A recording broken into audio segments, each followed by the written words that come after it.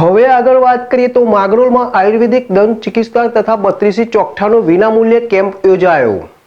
માંગરોળ દશાશ્રીમારી વણિક જ્ઞાતિ દ્વારા divine charitable trust રાજકોટના સહયોગથી યોજાયેલ આ કેમ્પમાં વિનામૂલ્યે આયુર્વેદિક જાલંધર બંધ યોગ પદ્ધતિથી વગર ઇન્જેક્શન વગર દવા વગર દુખાવાથી હલતા દુખતા દાંત તેમજ દાઢ કાઢી આપવામાં આવી હતી। તેમજ દાતાઓના સહયોગથી 5 દર્દીઓને દાંતની બત્રીસી પણ વિનામૂલ્યે બનાવી આપવામાં આવી હતી।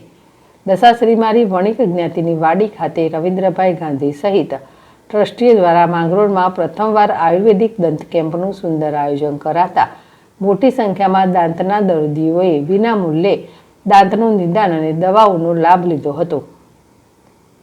જીતુ પરમાર, ZSTV માંગરોળ।